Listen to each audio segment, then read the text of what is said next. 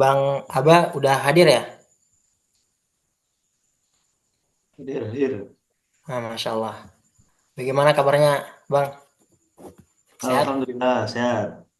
Alhamdulillah. Ini panggilan beliau Bang Aba. Nama lengkapnya Aba Rahmat Nur Khalik, AMD, M. Yang pendidikannya yang pertama ada di dulu pada tahun 2016 sampai 2019 itu di Universitas 11 Maret. Kemudian dari tahun 2019 sampai sekarang itu Sekolah Tinggi Ilmu Ekonomi ya Bang, STIE ya. Sekolah Tinggi Ilmu Ekonomi Atma Bakti. Nah, ini riwayat ke organisasinya. Yang pertama ada staf kaderisasi dan pembinaan BPPI FEB UNS Universitas UNES, UNES 2017, kemudian wakil ketua divisi kemahasiswaan HMPS Manajemen Bisnis 2017,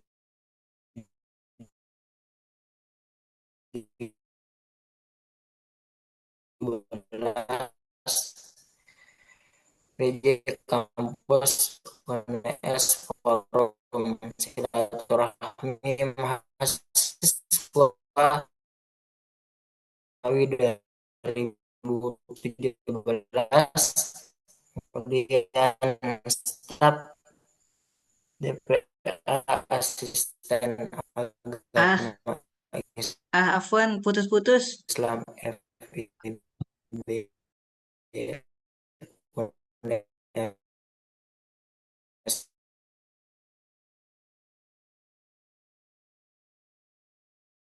2018,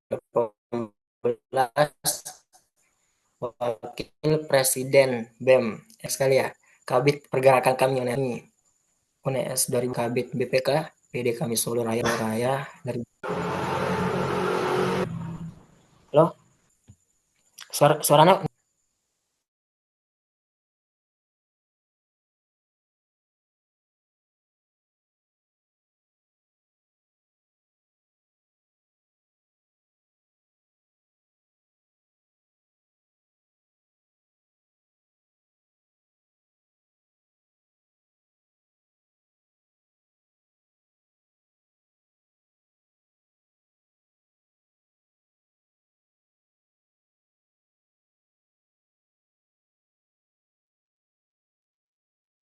Oke, tes.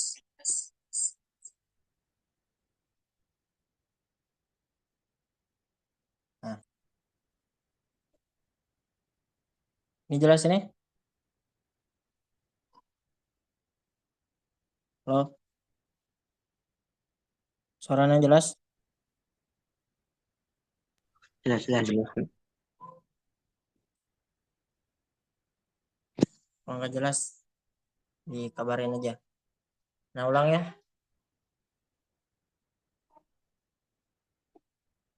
Yang tadi profil pemateri udah Anda bacakan, kemudian riwayat keorganisasiannya sangat banyak sekali Bang Abah ini. Ya, sudah nggak kita apa namanya? Nggak kita ragukan lagi bagaimana keorganisasian beliau, tentunya banyak sekali dan tentunya juga banyak pengalaman. Oleh karena itu kita langsung aja ke masuk materi.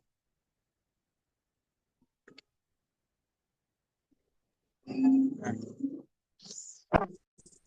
Oke, ini udah dipersilakan ya. Tadi suaranya kurang jelas sih. eh, Sudah ya? kita persilahkan Bang Aba Oh. untuk masuk ke materi. Kepada beliau kami persilahkan. Adol Bang. Baik, Bismillah, Assalamualaikum warahmatullahi wabarakatuh. Alhamdulillah, alhamdulillah alamin ya, teman-teman semuanya. Jadi syukur kita panjatkan kepada Allah Subhanahu Wa Taala ya atas segala limpahan rahmatnya sehingga di malam hari ini kita bisa bertemu di Zoom ini ya. Semoga kita senantiasa diberikan kesehatan, diberikan istiqomah dalam menjalankan perintahnya dan juga menjauhi larangannya. Amin amin ya rabbal alamin. Salawat serta salam senantiasa tercurahkan kepada Nabi besar Muhammad Sallallahu Alaihi Wasallam. Semoga di hari akhir nanti kita semuanya menjadi umat yang diberi syafaat dan yang paling penting kita terhindar dari fitnah dajjal. Amin ya rabbal alamin. Baik, izin untuk share screen ya teman-teman sekalian di malam hari ini. Senang sekali ya untuk bisa bertemu ya dengan teman-teman sekalian. Ya di malam hari ini ya saya ingin lebih ke membagikan pengalaman dan harapannya memang ya kita sama-sama belajar pun saya juga eh, ingin apa ya mengingat kembali sih ini materi-materi yang sifatnya basic terkait kekamian ya MK 1 ya MK klasikal itu dan nanti kalau ada yang kurang jelas bisa ditanyakan kalau ada jawaban yang belum jelas ya semoga tidak apa semoga diskusinya nggak berhenti di sini seperti itu. Nah nanti buat panitia juga kalaupun ada kendala bisa miss call aja ya. Baik teman-teman sekalian di malam hari ini ya gerakan mahasiswa dan sejarah perkembangannya. Namun sebelum itu saya ingin ngajak teman-teman untuk apa ya lebih apa ya saling dua arah ya nanti biar saya nggak kesannya ngomong sendiri dan ya insya Allah ya ini khusus untuk teman-teman kader kami Lipia saja ya. Kader kami Lipia saja insya Allah akan ada semacam surprise karena saya lihat di sini banyak anak Solo juga ya. Banyak anak Solo juga tapi untuk door prize-nya khusus ke teman-teman kami Lipia gitu. Nah, door prize-nya seperti apa ya nanti silakan ditunggu sampai akhir. Jadi silakan untuk diperhatikan gitu. Ya, oh ya, saya juga lupa nanya ya sama yang hubungi ya. Nanti bisa dijawab di kolom chat aja teman-teman sekalian. Kira-kira di Libya itu ada apa? Ada Ormex-nya apa aja selain Hemi sama kami gitu. Nanti bisa dijawab ya. Itu teman-teman sekalian. Nah, sebelum itu saya ingin mengutip dari surat Al-Kahfi ayat 13 ya. Kepada para pemuda ini ya. Kami ceritakan kepada Muhammad kisah mereka dengan sebenarnya sesungguhnya mereka adalah pemuda-pemuda yang beriman kepada Tuhan mereka dan kami tambah petunjuk kepada mereka. Nah, semoga ini bisa menjadi semacam inspirasi ya gitu. Nah, selanjutnya sebelum kita mulai, saya ingin ngajak main dulu ya. Saya mainnya sederhana aja sih, biar saya nggak kesannya ngomong sendiri ya. Nah, saya ingin minta pendapat, minta reaksinya atau minta eh, responnya satu kata buat kami. Gitu. Silakan teman-teman tulis di kolom chat ya. Saya tunggu dalam waktu 1 menit. Ya, satu kata tentang kami. Gitu. Monggo. Asik, oke. Keren, perjuangan, berdedikasi ya. Keluarga, dedikasi, bersyukur. Ada lagi perubahan ya. Ya, solid ya, radikal, kita ya, ekstra parlementer. Dakwah ya, mengerikan dakwah. Lokomotif perubahan Islam. Ini 3 kata Mas Sirot ya. Belajar, akselerasi. Oke. Ada lagi? Cukup ya? Organisasi. Ya, atau mungkin sambil ngetik ya. Ya, 10 menit lagi, 10 menit. 10 detik lagi. Pasilah, woi, ngeri. Oke, siap. Oh ya, tadi pertanyaannya anak di Libya itu selain ada HMI sama kami itu ada Ormex apa aja ya? Bisa dijawab ya. Oke. Nah, ya itu nanti ya, teman-teman satu kata tentang kami versinya teman-teman semua ya. Keren-keren ya. Ada perjuangan radikal, asik dan banyak sekali ya. Mantap. Gabut berhadiah. Mengajak kawan. Ini 3 kata. Oke, itu satu kata buat kami versi teman-temannya. Nah, sekarang satu kata satu kata tentang kami versi saya gitu. Kalau saya mengerikan gitu. Nah, ini dulu aksi kami di Solo ya teman-teman tahun 2015 atau enggak 14 gitu. Kami Komisar Al-Aqsa Wins ini. Ada Jokowi ada Yusuf Kala ini, revolusi. Baik, teman-teman sekalian di materi malam hari ini nanti kalau waktunya kelebihan bisa diingatkan juga ya teman-teman panitia. Yang pertama ingin saya jelaskan bahwa gerakan mahasiswa itu jangan hanya dianggap sempit sebagai gerakan aksi massa atau demo, terkhusus dalam mengkritisi sebuah isu atau pemerintahan gitu. Ini yang akhirnya menjadi pemahaman awal gitu agar kita melihat bahwa gerakan mahasiswa itu nggak hanya demo, tapi aksi massa dan demo itu menjadi salah satu dari gerakan mahasiswa itu atau bentuk ekspresinya.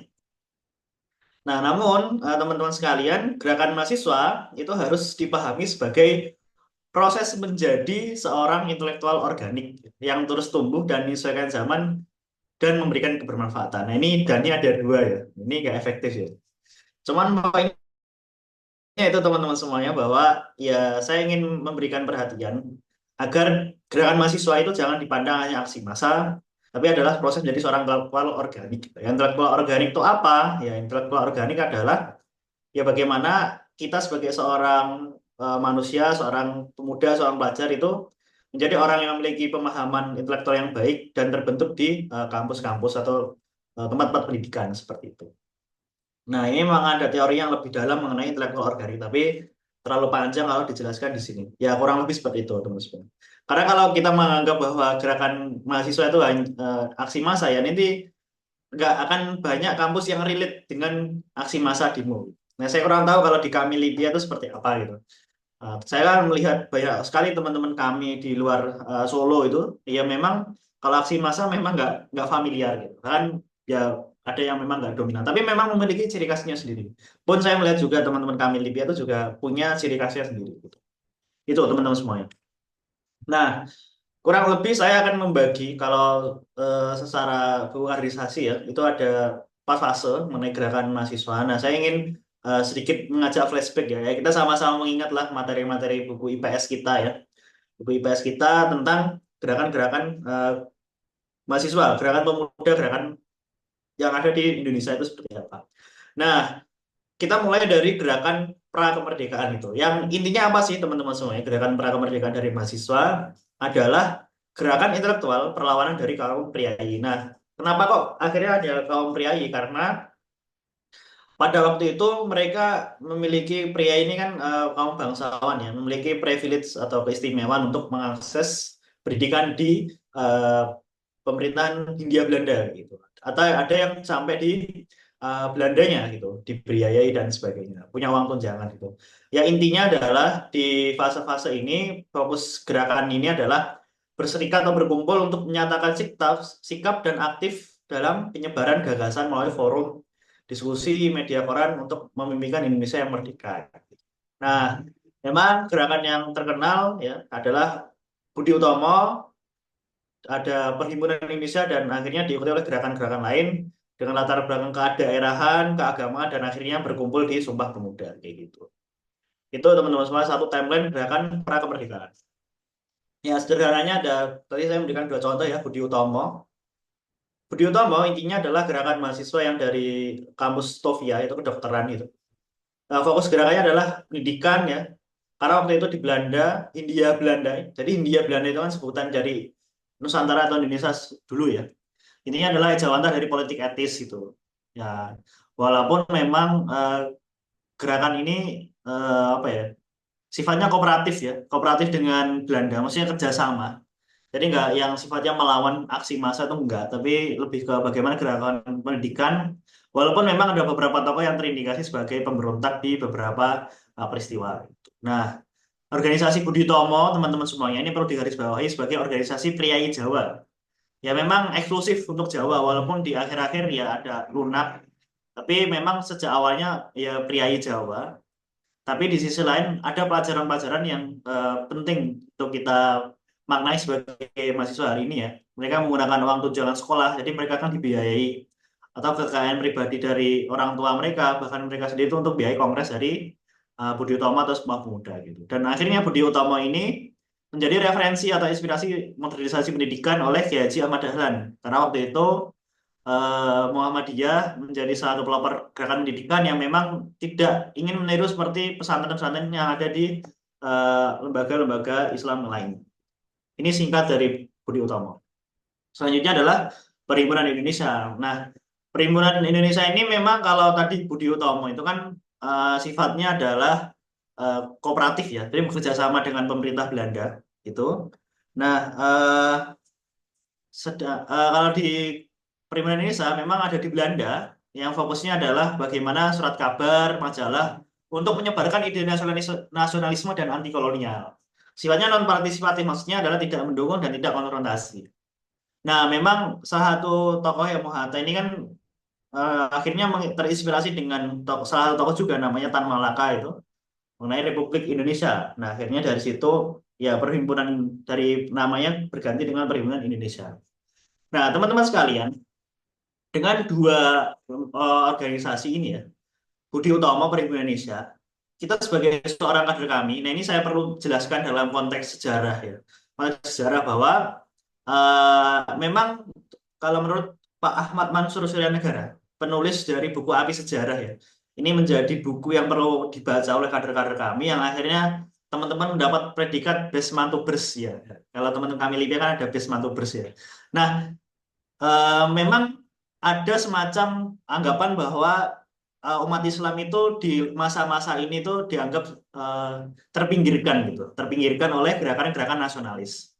Misalnya nih, Hari Kebangkitan Nasional itu diperingatinya dengan Budi Utomo. Padahal kalau kita melihat sejarahnya Budi Utomo tadi, itu kan organisasinya itu adalah organisasi yang eksklusif gitu.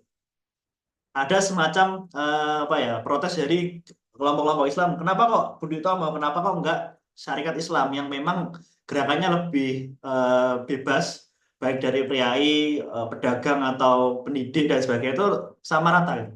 Dan bernafaskannya Islam gitu. Kenapa kok enggak Syarikat Islam? Ini muncul ketidakadilan. Pun sama dengan Perhimpunan Indonesia. Kenapa kok Perhimpunan Indonesia ini menjadi role model? Padahal kalau kita berbicara tentang diplomat ulung dari kelompok Islam itu ada Haji Agus Salim, seorang mahasiswa juga. Nah, di buku Api Sejarah teman-teman semuanya akan dijelaskan mengenai konflik tersebut. Tapi harapannya saya ingin katakan kita tidak perlu untuk terlalu mementingkan mana yang akhirnya menjadi apa ya, perhatian atau menjadi contoh dan lain-lain. Ya meskipun memang secara di buku Api Sejarah jasanya umat Islam itu lebih besar dan lebih ini ya, lebih bisa dibilang memantik gitu, memantik kemerdekaan Indonesia, dan umat Islam itu memiliki saham terbesar dalam kemerdekaan Indonesia. Namun bukan berarti kita harus membanding-bandingkan, tapi bagaimana kita tidak lupa dengan sejarah kelompok Islam kita. Di sisi lain kita tidak perlu untuk mencela oleh gerakan-gerakan lain. Nah, ini yang menurut saya ada pelajaran di buku Api Sejarah yang kita dilihatkan oleh apa ya, oleh konflik itu, dan akhirnya sebagai kader kami sebagai seorang muslim negarawan kita perlu mendudukkan pikiran kita. Nah, dua organisasi ini yang memang bisa dibilang cukup dijadikan contoh itu. Ya meskipun secara kontribusi gerakan Islam lain, umat Islam itu lebih baik. Ada lagi juga seorang tokoh era Kartini dibanding-bandingkan dengan Syekhah Rahmah El Hindusiah atau Haji Raja Rasuna Said gitu. Yang memang secara kontribusinya tuh sebenarnya lebih pengaruh Syekhah Rahmah El Hindusiah atau Haji Rasuna Said. Tapi bukan itu poinnya, tapi yang paling penting adalah kita nggak lupa sejarah kita. Di sisi lain kita tetap menghargai jasa-jasa para pahlawan, apapun golongan dan lembaganya. Ini yang menjadi pemahaman penting buat kita di zaman prakemerdekaan ini. Ini menjadi penting teman-teman semua. Nah, selanjutnya kita masuk ke zaman kemerdekaan. Tadi kan kita ada di zaman prakemerdekaannya. Nah, di zaman kemerdekaan nanti memang saya baginya dengan dua masa ya. Ada masa setelah mulai awal Orde Baru dan di masa setelah kemerdekaan. Nah, di kemerdekaan ini memang muncul kelompok-kelompok tadi ya, yang dari ada Perhimpunan Indonesia, Budi Utomo, ada Syarikat Islam, ada Persis, ada apa ya, Masyumi sebelum Masyumi yang partai gitu dan lain-lain itu. Yang memang dari mahasiswa-mahasiswa atau orang-orang ini udah bahasa itu udah jadi orang itu, udah punya pemikiran, udah punya ideologi itu. Dan akhirnya mereka ini menjadi seorang teknokrat atau orang-orang yang mengurusi urusan agama, dan intelektual ini karena memang ada fase agresi militer Belanda gitu kan. Akhirnya mereka mendukung pemerintahan baru untuk ya bersama-sama membangun Indonesia. Dan yang paling penting adalah merumuskan ideologi Indonesia itu seperti apa. Negara Islam, negara nasionalis, sosialis, itu seperti apa. Yang memang ini dilihat dari tiga tokoh ini ya. Kalau Tan Malaka memang bisa dibilang sosialis itu. Sultan Syahrir sama sosialis. Ada Pak Muhammad Natsir itu seorang Islamis, modernis, nasionalis. Nah, memang di fase kemerdekaan ini memang lebih fokusnya adalah bagaimana mendukung pemerintahan dan memang dulu Partai Masyumi, Partai PSI ya, atau Partai Murba, ada Partai PKI juga, ada Partai PNI yang memang mereka adalah orang-orang yang punya privilege, orang-orang mahasiswa, pemuda, mereka akhirnya mendukung kemerdekaan Indonesia dan pemerintah Indonesia. Nah, kita masuk teman-teman semuanya ke zaman kemerdekaan di angkatan 66 gitu ya. Nah, sebelumnya memang nanti akan ada beberapa organisasi yang saya sedikit jelaskan gitu. Tapi di fase-fase ini, kenapa kok saya mengambil 66 walaupun nanti akan ada gerakan mahasiswa yang lahirnya sebelum 66 ya. Maksudnya 66 ini lebih ke batas sebuah zaman ya kan. Ordenya Soekarno itu kan ganti dengan orde baru. Ya intinya adalah di fase-fase ini nanti gerakan mahasiswa itu mulai melembagakan diri dengan latar belakang ideologi, mengkader, membentuk basis massa, dan menjadi patron kan atau semacam partner ya, organisasi politik ya, pasca agresi militer. Nah intinya memang di zaman-zaman ini, di tahun 60-an ini ya, ini gerakan-gerakan mahasiswa ini bekerja sama dengan organisasi politik dan akhirnya ya fokus terhadap ya pembentukan ideologi negara, ada sidang konstituante, dan nanti sampai di puncaknya G30 SPKI.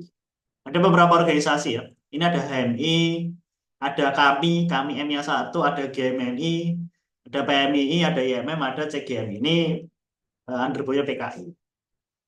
Nah, teman-teman sekalian, jadi sedikit saya jelaskan mengenai ini ya, bahwa kalau HMI memang salah satu gerakannya tadi lebih ke Partai Masyumi. Kami ini secara tokoh yang sentral namanya Suhogi. Suhogi ini kalau teman-teman baca bukunya dan lihat filmnya, beliau ini memang dekat dengan Partai Sosialis Indonesia. Yang memang Partai Sosialis ini dekatnya dengan Sultan Syahrir. Gitu. Sultan Syahrir. GM ini jelas PNI, Bung Karno. PMI dekatnya dengan Nahdlatul Ulama. IMM jelas Muhammadiyah, Ikatan Mahasiswa Muhammadiyah. Walaupun itu saya Komisariat Tarbiyah ini beda lagi. Ada CGMI, CGMI ini dekatnya PKI. Jadi waktu itu memang yang paling di zaman-zamannya Soekarno mau lengser itu CGMI yang PKI ini sama GMN ini musuhnya HMI gitu. Waktu itu ya, musuhnya HMI saling konfrontasi karena memang punya apa ya, punya perbedaan karena HMI kan dekatnya Masyumi jadi musuhnya negara gitu. Karena akhirnya dibubarkan oleh Soekarno. Sedangkan yang mendukung adalah PKI partai itu sama PNI gitu. Jadi memang waktu politik itu tadi kalau di zaman setelah kemerdekaan itu kan fokusnya membentuk sistem pemerintahan. Terus nanti bertemu dengan agresi militer 1 dan 2. Nah, baru setelah agresi militer 2, teman-teman semuanya, dan nanti puncaknya dari G30 SPKI itu sendiri, gerakan mahasiswa ini mulai untuk memunculkan, melembagakan diri, latar belakangnya sendiri, mengkader dan sebagainya, dan akhirnya punya hubungannya satu sama lain, dan kontra politiknya dengan seperti apa ya, dengan situasi seperti itu. Dan waktu itu memang Masyumi dengan PKI dan PNI. Soekarno, PKI, Aidit ya, Nasakom ya teman-teman kalau ingat. Musuhnya Islam ya Masyumi, lembaganya seperti itu. Itu teman-teman semua di zaman ini. Nah, dan akhirnya kami ini seperti apa? Nah, jadi seperti yang saya jelaskan sebelumnya tadi di tahun 1947 didirikan ya HMI oleh seorang tokoh bernama Lafran Pane. Nah, filmnya juga baru-baru aja muncul nih, baru-baru aja muncul. Dan sekilas kalau saya lihat ulasan-ulasannya itu kalau teman-teman juga suka dengan salah satu tokoh namanya Pak Ahmad Fuadi ya, penulis buku Negeri Lima Menara itu menulis tokoh Lafran Pane ini. Nah, ini menjelaskan bagaimana sejarahnya HMI yang memang waktu itu munculnya adalah dari pergerakan mahasiswa Yogyakarta ya, PMMY kalau tidak salah namanya, yang memang lebih dominannya adalah dari Partai PSI atau elemen-elemen mahasiswa yang lebih dekatnya dengan Partai Sosialis Indonesia. Nah dari situ waktu itu Masyumi sudah dibubar, apa ya masih ada ya, masih ada dan ingin mendekatkan apa ya mahasiswa terhadap nilai-nilai Islam akhirnya dibuatlah HMI, Himpunan Mahasiswa Islam, oleh Pala Farangpane dan dideklarasikan di UII sekarang di 1947 sampai hari ini. Nah, dari situ teman-teman sekalian menginspirasi gitu. Ya kurang lebih ada 3 organisasi ya yang memang secara tidak langsung terinspirasi ya. Terinspirasi, ada IMM, ada PMI ya. IMM ini tahun 1964, PMI 1960 gitu. Yang untuk khusus PMI sendiri memang pendirinya adalah Pak Mahfud Junaidi. Beliau ini dulu juga seorang pengurus dari PBHMI, pengurus pusatnya HMI di pusat. Dia akhirnya keluar dari HMI dan akhirnya bekerja sama dengan beberapa mahasiswa yang memiliki latar belakang Nahdiyin atau Islam tradisionalis itu membuat PMI di 1960. Yang memang beberapa orang-orang itu terbentuknya di HMI. Itu. Nah, kulturnya seperti ini kurang lebih ya. Nah, ada Islam modernis, ada Nahdlatul Ulama dan Muhammadiyah itu. Itu. Terus akhirnya ini mohon maaf ya, ini agak salah. Ini tulisan era ini harusnya ada di kanan ya. Tadi belum saya edit. Dan akhirnya di tahun 1980-an, 1998 inilah yang akhirnya dari HMI itu ada salah satu tokoh namanya Bang Imad itu membuat latihan mujahid dakwah. Dan akhirnya dibantu dengan Masjid Salman ITB, Yayasan Salman, itu membuat namanya LMD, Latihan Mujahid Dakwah, dan akhirnya menginspirasi membuat FSLDK 1980, dan 1998 ada kami, yang memang dari 2 lembaga ini terkenal dengan komunitas tarbiyah. Seperti itu teman-teman semuanya. Jadi perlu diingat-ingat ya, nanti insya Allah nanti slide-nya saya bagi buat teman-teman. Nah, di era-era ini teman-teman semuanya ada beberapa peristiwa yang memang ada 3 peristiwa yang saling berkaitan. Nah, 3 peristiwa ini saling berkaitan. Jadi waktu itu teman-teman semuanya di tahun 1965 dan 67, mohon maaf, muncul Undang-Undang nomor 1 tentang penanaman investasi asing atau penanaman modal investasi asing. Yang waktu itu kan Orde Baru itu ya, Orde Baru. Ada beberapa mahasiswa yang sifatnya memiliki pemikiran ekonomi dari Amerika yang akhirnya terkenal dengan mafia berkele. Yang salah satunya adalah Sumitro Joyo Hadikusumo, itu bapaknya Prabowo Subianto itu, yang memang memiliki kecenderungan ekonomi yang sifatnya liberal. Akhirnya membuka investasi asing gitu. Dan dari investasi asing itu sendiri, akhirnya Freeport sampai hari ini itu menjadi bukan menjadi milik Indonesia sepenuhnya.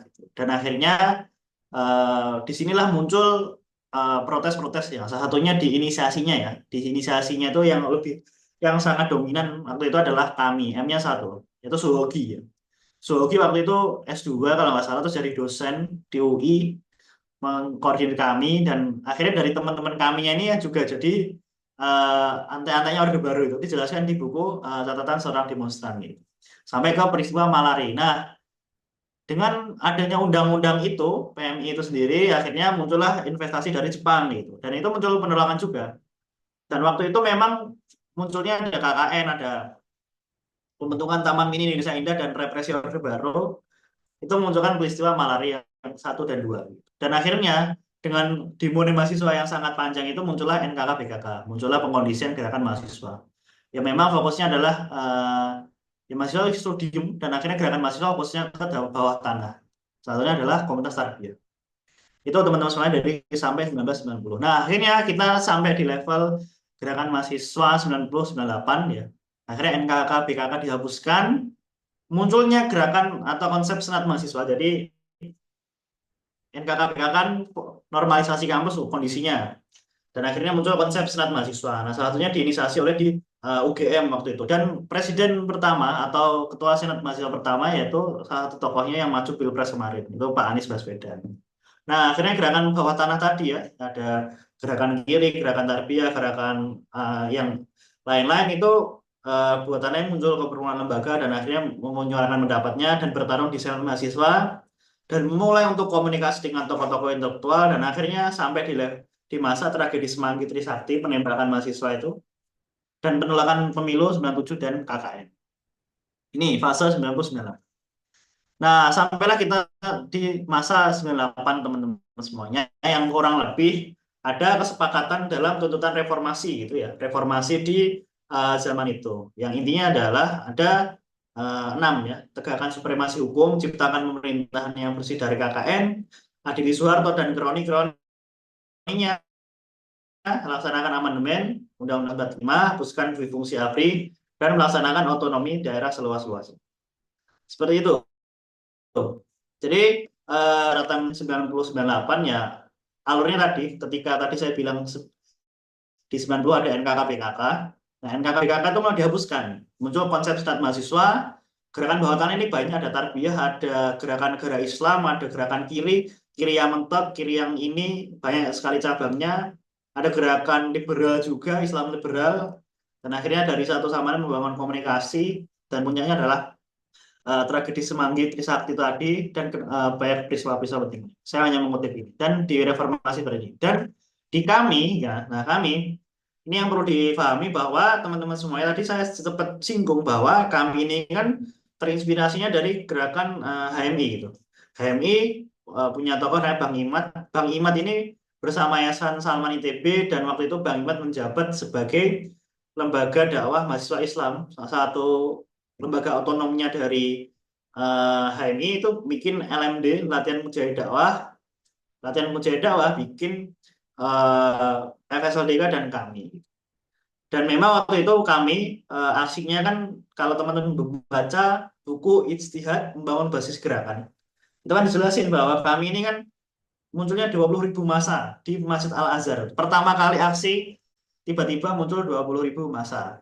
Dan oleh wartawan ditanya, loh kok bisa mengumpulkan massa sampai di sebanyak itu pertama kali itu. Ini lembaga dari mana, operasi intelijen dari mana? Dan akhirnya oleh Pak Fahri Hamzah di waktu itu dijelasin kepada wartawan bahwa kami ini tidak muncul tiba-tiba, ia tumbuh besar di dakwah kampus yang memang dibangun dengan kurun waktu 30 tahun. Ya, kurang lebih timeline-nya 1970-an. Dan LMD, FSLDK. Waktu itu 20.000 massa, ya, teman-teman semuanya, kurang lebih itu mahasiswa, masyarakat dan sebagainya, terkenal dengan aksi damai, aksi putih gitu. Sifatnya lebih ke rasional religius gitu. Dari waktu itu kami ini kan sifatnya adalah kelompok aksi atau front aksi ya. Front aksi massa gitu ya, kayak koalisi gitu ya, kayak koalisi dan akhirnya menjadi organisasi pengkaderan.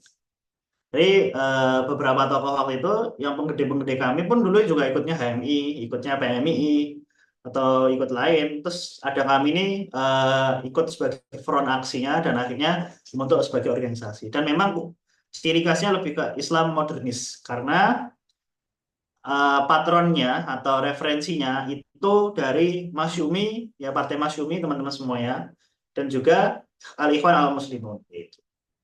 Itu kita akhirnya sampai di tahap kami dan reformasi. Nah, kita lanjut teman-teman semuanya. Nah, ini sebelumnya saya juga pengen nanya biar saya nggak ini ya, nggak ngobrol sendiri. Di sini rata-rata angkatan berapa ya? Bisa jawab di kolom chat ya. Nah, bisa dijawab di kolom chat angkatan berapa ya? Biar saya ngerasa paling tua gitu. Nah, saya angkatan 2016 gitu. Angkatan berapa teman-teman semuanya? 2019, 2022, oke, 2023, 21, 23. Ya. Sangat jauh sekali ya, saya 2016 gitu. Nah, teman-teman sekalian, kalau memang ada satu peristiwa, jadi ini akan saya sedikit rangkum ya. Peristiwa-peristiwa mahasiswa besar itu kurang lebih ada empat fase mahasiswa yang memang oleh seorang tokoh pergerakan namanya Pak Eko Novianto gitu. Dia itu yang menulis buku Bergeraklah Mahasiswa, kuliah apa? Uang kuliah kok mahal gitu. Itu menjelaskan siklus 20 tahun. Jadi kurang lebih di tahun 1945 itu muncul gerakan mahasiswa yang akhir kemerdekaan itu tadi. Muncullah gerakan tahun 1966, puncaknya 30 SPKI, itu fase kedua. Fase ketiga adalah di 1998 reformasi, dan yang keempat adalah di tahun 2019. Karena 2019 memang menjadi puncak ya, maksudnya gerakan mahasiswa besar ya setelah reformasi itu tadi, yang memang ada isu-isu tersendiri seperti itu. Nah, di tahun-tahun ini teman-teman sekalian, setelah reformasi sampai 2019 itu identiknya adalah gerakan moral. Maksudnya apa? Maksudnya gerakan moral ini sederhananya fokusnya adalah ke pengkaderan. Bagaimana kita selalu membentuk nilai-nilai organisasi, ideologi yang dibawa oleh masing-masing gerakan mahasiswa itu ya untuk kebaikan gitu. Dan tetap juga ada aksi massanya.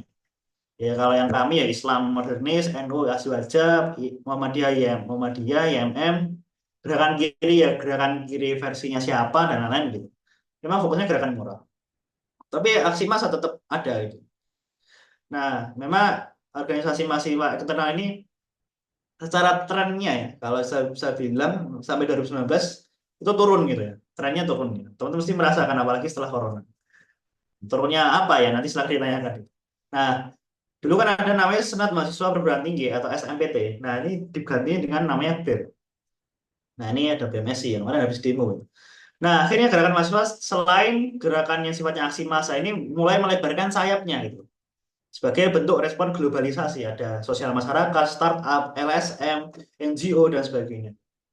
Nah, memang fokus gerakannya tadi sebelumnya saya bilang ada pengkaderan adalah fokus gerakan penekanan dalam kepemimpinan, ilmiah, dan penguatan kapasitas mahasiswa.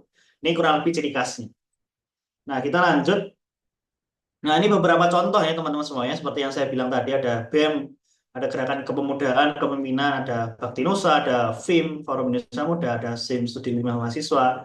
Wal ini bentuk NGO ya, kita bisa juga NGO dan Badan Eksekutif Mahasiswa. Ini beberapa referensi contoh teman-teman semua. Jadi yang saya katakan di awal tadi bahwa gerakan mahasiswa ini jangan sampai dikotomi dalam hal aksi massa.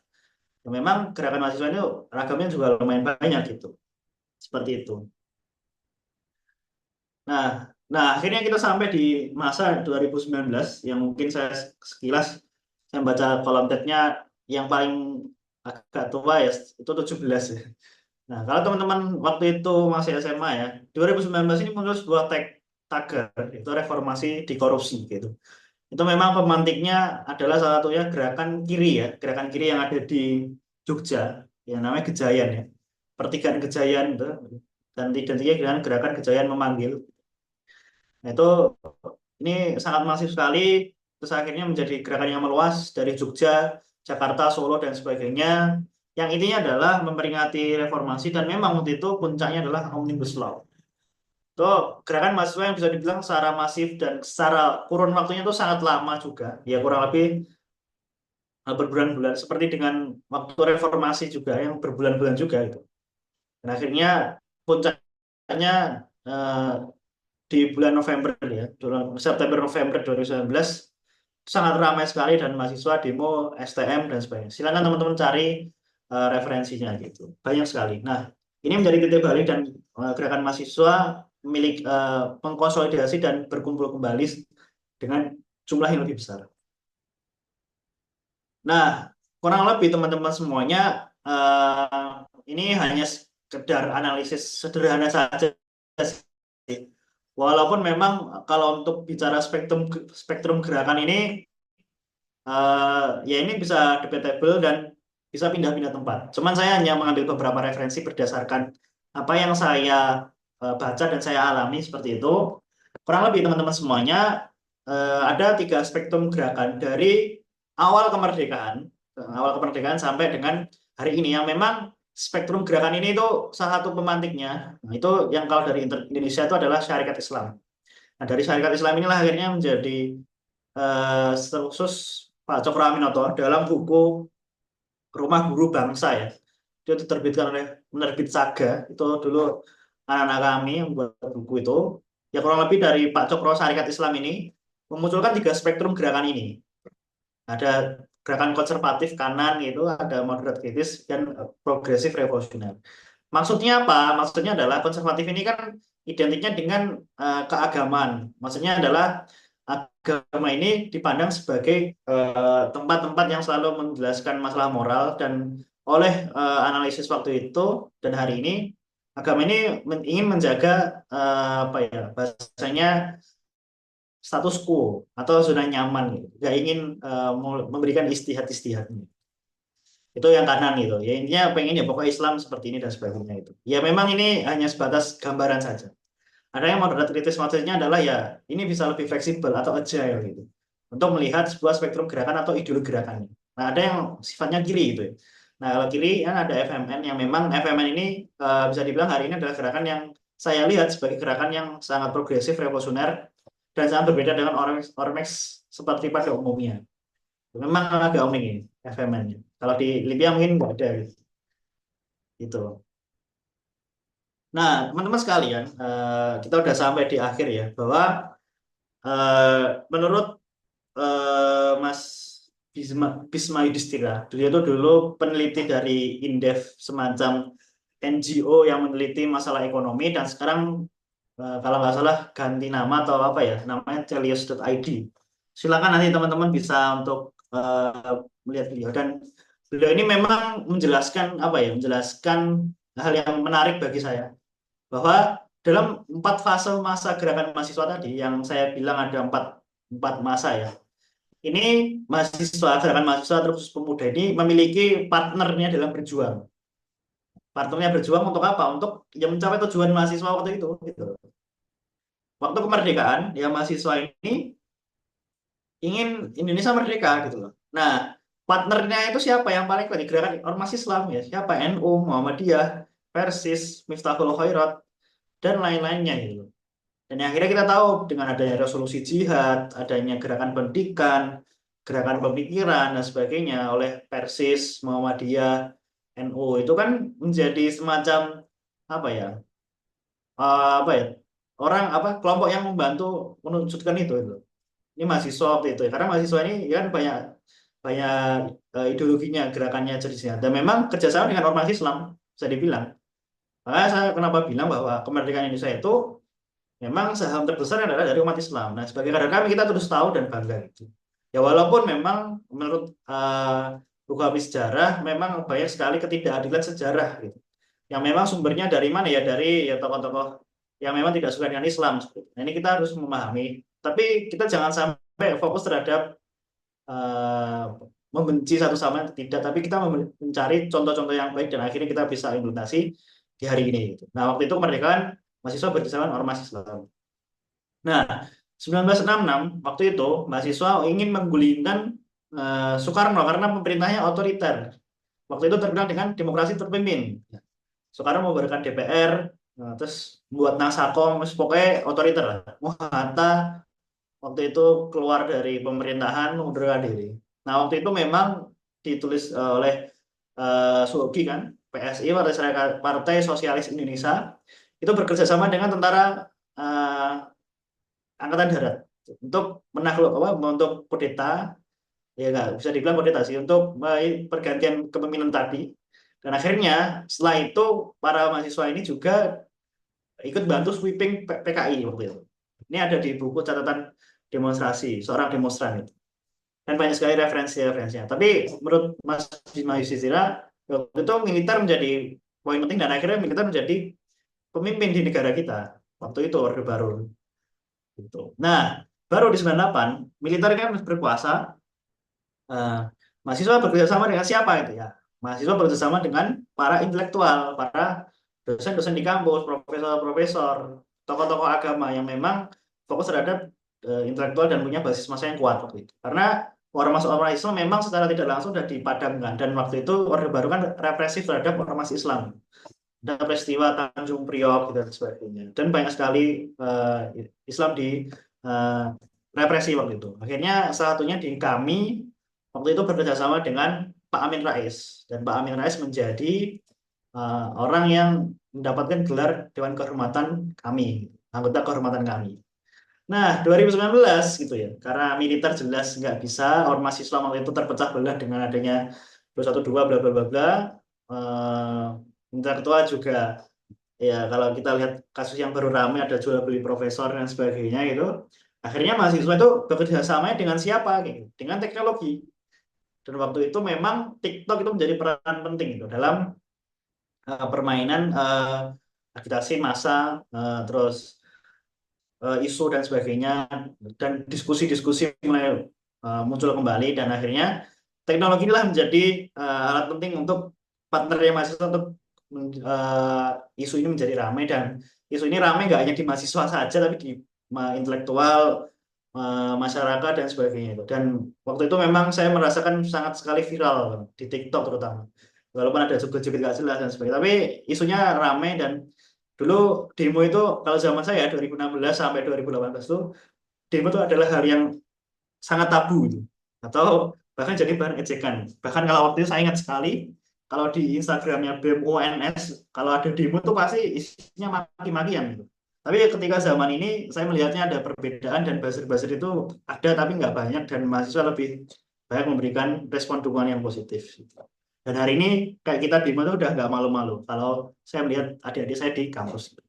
Nah, barangkali itu teman-teman sekalian untuk di diskusi malam hari ini, semoga bisa memberikan semacam apa ya, pengetahuan baru. Kalau ada yang ingin ditanyakan atau dikonfirmasi bisa dijelaskan. Oh, saya bisa saya jawab. Mungkin itu saya kembalikan ke moderator. Baik, terima kasih Bang Abah yang sudah menyampaikan materinya yang sangat luar biasa pada malam hari ini. Ya, kita lihat tadi bagaimana sejarah pergerakan mahasiswa dari awalnya terbentuk sampai sekarang. Ini suaranya jelas ya? Jelas. Oke. Dari awalnya terbentuk sampai sekarang yang saat ini kita rasakan bersama, itu sangat-sangat panjang sekali ya proses di mana yang dalam bentuk masa mahasiswa kemudian dijadikan menjadi sebuah organisasi, dan itu menjadi gerakan bersama sehingga bisa kita lihat bangsa kita Indonesia sekarang ini bagaimana hasilnya.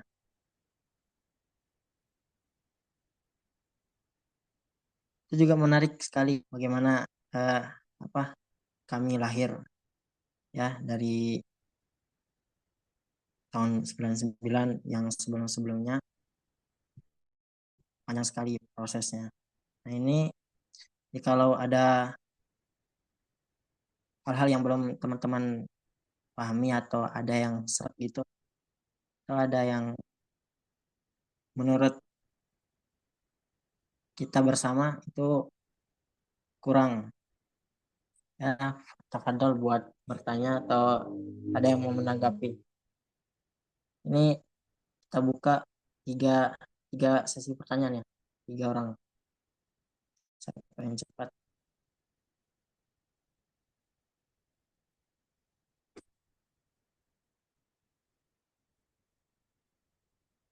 Yang mau bertanya, raise hand ya.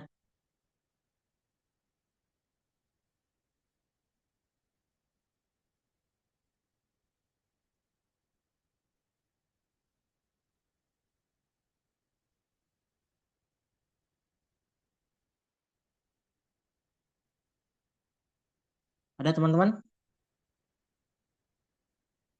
Itu mungkin sudah sangat-sangat lengkap dan jelas sekali.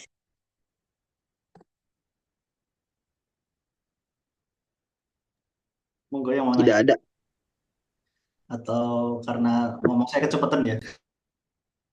Udah jelas nih Bang.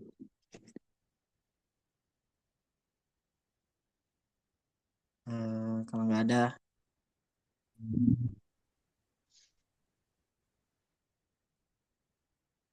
ada yang raise hand? Mungkin masih nyari pertanyaan ya. Tunggu 1 menit.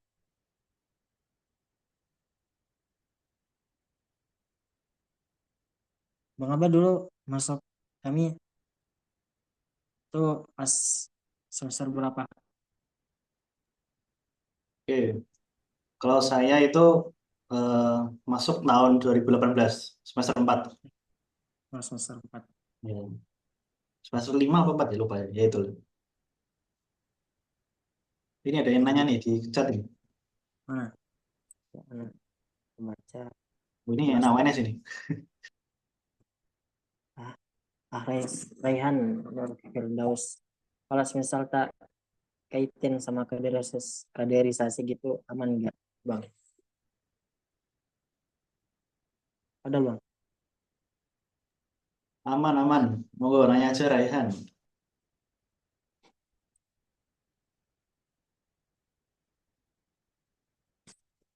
Gas, siapa yang Ya, tanya? saya mau tanya Mas.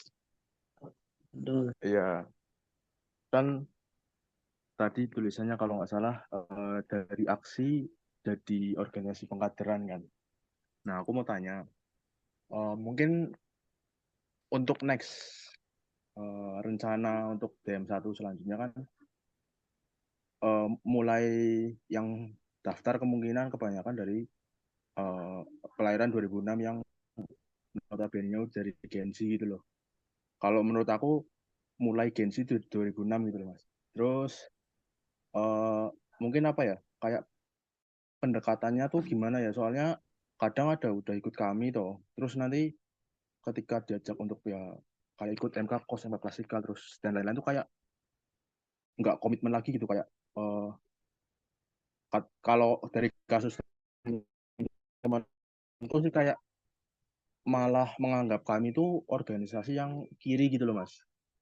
Nah, mungkin caranya tetap memastikan kalau Gen Z ini tetap termotivasi sama komitmen dalam proses kaderisasinya itu gimana Mas?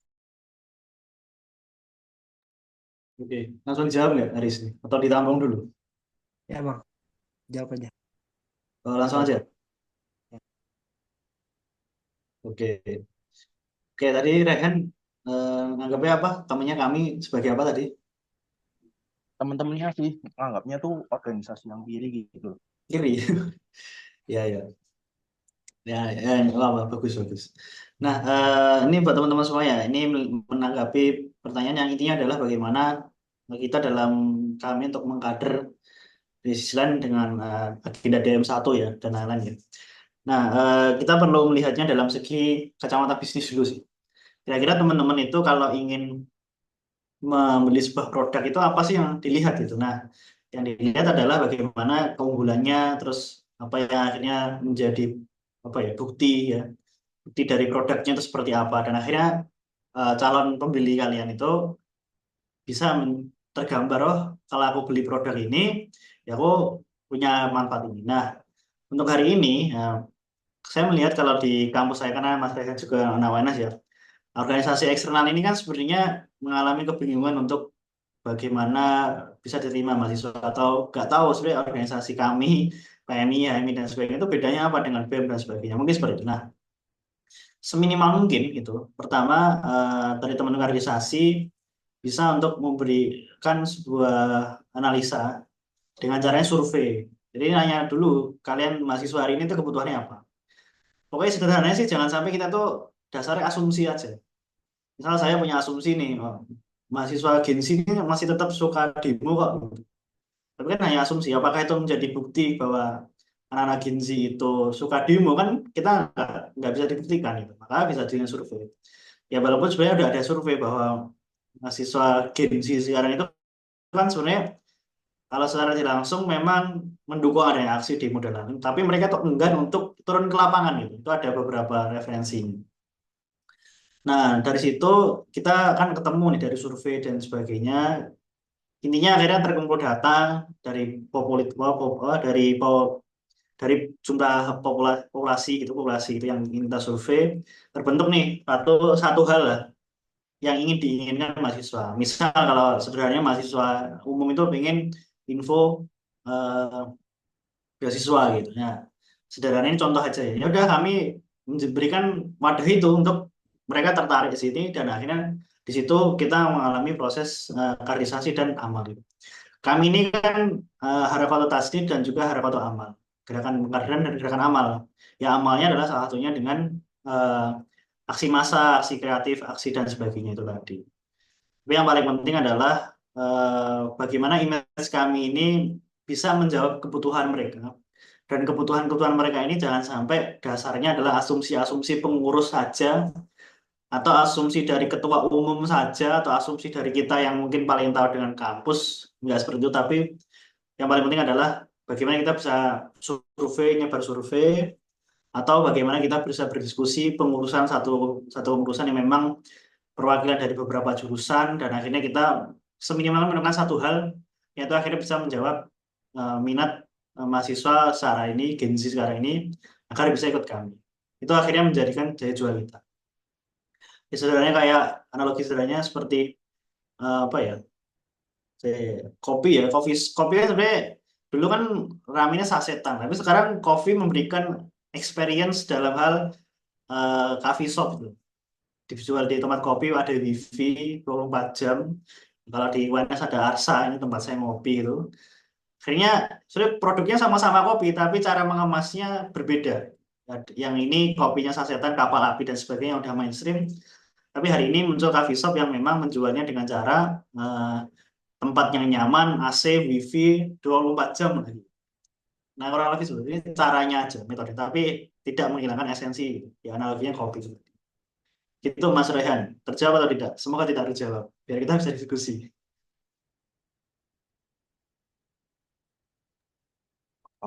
Mungkin makasih sebelumnya. Ya mungkin kalau dari aku sih setengah terjawab sih Mas. Soalnya jawaban dari teman-teman pun hampir sama gitu. Mungkin seperti itu sih Mas.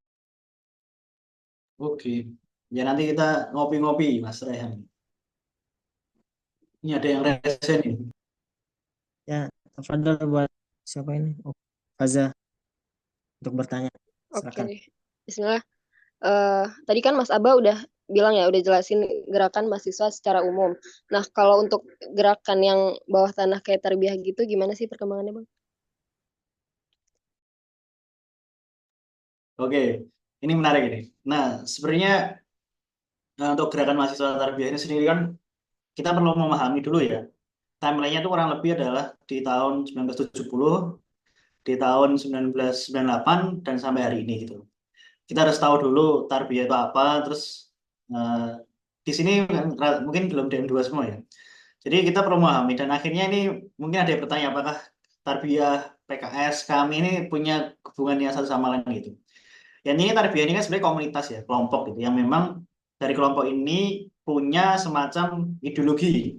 Ideologi ini punya bisa dibilang ideologi yang transnasional gitu, dari Ikhwanul Muslimin gitu. Tapi di tahun 2001 dengan adanya arus reformasi ini membuka keran, dan akhirnya muncullah komunitas epistemik.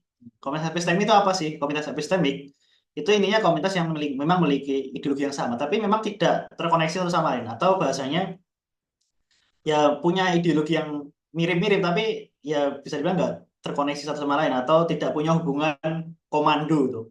Dalam hal ini ya contohnya kami dan juga PKS gitu. Ini akhirnya menjawab bahwa apakah kami menjadi bagian dari PKS? Ya enggak. Tapi kita memang komunitas epistemik yang memang memiliki kesamaan ideologi gitu. Nah, ya untuk Tarbiyah sendiri memang bisa dibilang sejak 2001 ini memiliki gerakan-gerakan yang sangat banyak sekali, dan akhirnya menginspirasi dari banyak sekali gerakan. Nah, dalam sudut pandang saya di tahun 2019 sampai hari ini ya, gerakan Tarbiyah ini kan eratnya kalau di gerakan mahasiswa itu ada dua gerakan ya, yang mereka mengatasnamakan atau latar belakang itu. Yang pertama adalah kami dan juga FSLDK gitu. Hari ini kalau saya bisa bilang dua lembaga ini tidak memiliki daya tawarnya, karena hari ini muncul gerakan-gerakan, kalau saya memberi namanya gerakan pemuda kreatif masjid. Kenapa seperti itu? Ini bisa dibilang kalau dulu gerakan mahasiswa kan dari kampus. Kalau kami ya, saya nggak tahu kalau di Libya itu seperti apa, atau apakah menguasai BEM atau tidak. Kalau di kampus saya, kami ini kan identiknya menguasai BEM. Dan rekrutmennya dari BEM itu sendiri, dan anak-anak lembaga dakwah, fakultas, kampus, dan sebagainya. Tapi dari situ, BEM ya bisa bilang ya kurang untuk rekrutmen, dan akhirnya kami ini nggak memiliki perbedaan dengan LDK, LDF, dan sebagainya. Dan untuk di Solo sendiri, FSLDK bisa bilang vakum. Nah, akhirnya muncul gerakan pemuda-pemuda kreatif dari masjid ini yang memang punya ide. Kalau teman-teman lihat ada namanya Rel Masjid itu. Kalau di Solo ini lumayan banyak ya, ada beberapa masjid-masjid itu yang anak-anak mudanya itu ya bisa dibilang sangat semangat gitu. Nah, kalau teman-teman bisa lihat namanya Al Muhkim, nah, silakan lihat. kemarin bikin agenda yang keren banget. Silakan teman stalking setelah ini. Rel masjid atau di Sukabumi kalau nggak salah ada masjid sejuta pemuda, di Jogja ada namanya teras dakwah dan lain-lain. Yang memang mereka lebih bisa memberikan ini yang paling penting nih, yuk ngaji nih teman-teman ini saya tahu kan HTI ya, HTI. Mereka lebih bisa menggait anak-anak muda secara fresh, familiar dan asik gitu loh. Bahkan saya nggak bisa membayangkan hari ini yuk ngaji itu, saya jujur saya sangat sering nonton podcastnya yuk ngaji. Itu sangat keren banget. Anak HTI yang dulu katanya identik dengan radikal lah katanya. Padahal hari ini bisa memberikan sebuah warna dakwah yang keren menurut saya. Nah memang hari ini bahkan saya di kami merasa memang kami itu daya tawarnya memang nggak jelas gitu. Mungkin akhirnya ditanya oleh Mas Raihan Firdaus tadi karena dia anak UNS ya. Ya sebenarnya itu akhirnya nggak ada perbedaan. Pun sama dengan Puskomda, FSLDK dan sebagainya. Tapi di sisi lain memang akhirnya muncul beberapa model-model gerakan dari Tarbiyah yang memang terinspirasi dengan gerakan pemuda kreatif ini. Nah, saya sarankan teman-teman silakan cari namanya temani.id, itu teh para wanita atau Smart 171 dan gerakan lain-lainnya yang memang ya itu muncul dari gerakan dakwah kampus atau yang bisa dibilang komunitas tarbiyah gitu. Itu sih, cuman yang hari ini sedang mengalami tren penurunan gitu. Kalah dibandingkan teman-teman masjid-masjid yang pemuda-pemuda kreatif, masjid atau yuk ngaji yang punyanya HTI gitu. Bahkan yuk ngaji bikin kajian berbayar dan rame juga. Nah, saya juga nggak habis pikir, kok bisa seperti itu, keren banget. Itu untuk Mbak Faza ya. Apakah terjawab ya? Semoga tidak. Syukran Mas Aba. Oke. Nah, ini terakhir mungkin masih banyak waktunya. Ada lagi nih, Rizka Karawang nih. Langsung jawab aja ya. Ya, jawab aja. Ada loh. Bagaimana pergerakan mahasiswa dengan menggunakan media sosial terhadap isu-isu masyarakat? Ya memang media sosial ini bisa dibilang sangat masif sekali ya. Cuman nek beberapa video yang saya lihat, saya salah satu referensinya dari Dr. Indrawan Nugroho sama Ferry Irwandi ya, teman-teman bisa lihat di YouTube-nya itu. Gerakan media sosial ini sangat masif sekali digunakan, tapi akhirnya arahnya lebih banyak mudorotnya. Kenapa? Karena maksudnya dalam arti ya efek dari screen time di Indonesia itu seperti apa. Dan akhirnya pergerakan mahasiswa itu memang kalau di level Ormex itu lebih cenderung Ormex ya kayak kami, PMI dan lain itu nggak aware di situ. Kalau yang di BEM atau yang di gerakan-gerakan semacam BEM itu mulai untuk melakukan pendekatan yang penting viral dulu untuk substansinya belakangan. Nah ini kemarin saya habis ngobrol sama teman BEM UNS yang memang punya TikToknya di situ. Itu dan akhirnya pesan dari isunya memang mereka mengevaluasi kurang maksimal gitu. Walaupun memang kontennya bagus secara untuk agitasi untuk isu-isu masyarakat gitu. Nah, yang memang lebih bagus itu adalah dari teman-teman dari NGO memang. NGO dari mereka mahasiswa-mahasiswa yang udah S2 atau lulusan-lulusan S2 yang sebenarnya itu mereka menggunakan media sosial sebagai untuk awareness isu dan mereka juga hadir di lapangan gitu. Nah, ini yang memang membedakan antara NGO terus BEM dan juga Ormex sebagai tembaga pengkaderan. Kurang lebih seperti itu. Dan hari ini memang ya kita lebih kecenderungan tadi ya Gen Z ya. Gen Z ini kecenderungannya adalah mereka tuh sebenarnya suka dengan isu-isu demo aksi dan tapi mereka enggan untuk turun ke lapangan. Nah ini saya lupa ini siapa yang bilang kalau nggak salah Dr. Indrawan Nugroho kalau nggak salah ya. Kalau nggak salah Dr. Indrawan Nugroho itu bilangnya ya Gen Z itu sebenarnya peduli dengan isu-isu masyarakat, isu-isu yang hari ini ada di pemerintahan kita itu peduli. Tapi untuk turun ke jalan tuh mungkin agak enggan atau males gitu karena ya capek panas-panasan. Kecuali kalau aksinya tuh viral kayak 2019 itu saya ngerasain banget itu rame banget itu. Kurang lebih seperti itu. Ada 3 gerakan mahasiswa tadi menggunakan media sosial. Itu ini Ikhwan atau Ahmad ya Rizka ini. Semoga tidak menjawab.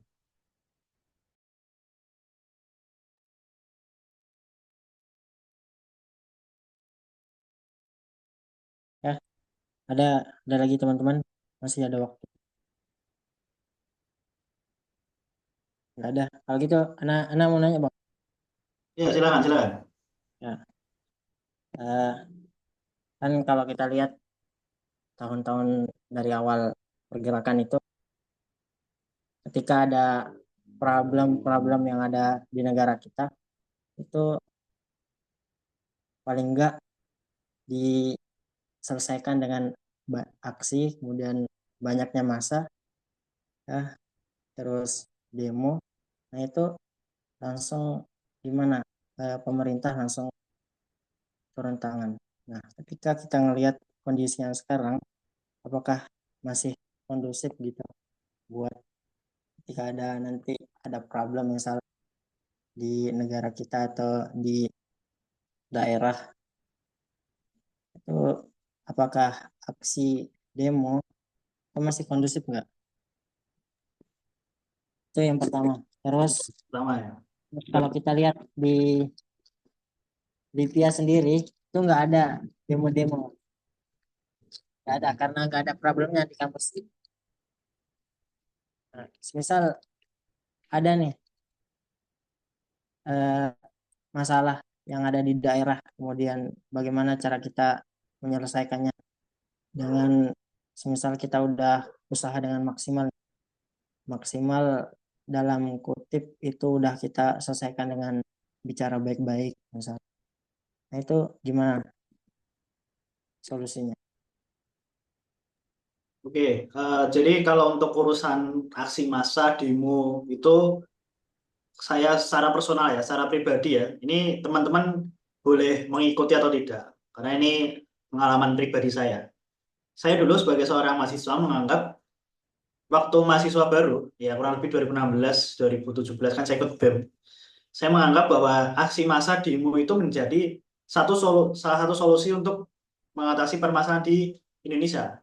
Kenapa? Karena 98 ya ini ya tahun 98 66 ini memang ketika ada demo aksi massa ya udah pemerintahan runtuh dan akhirnya diganti pemerintahan baru.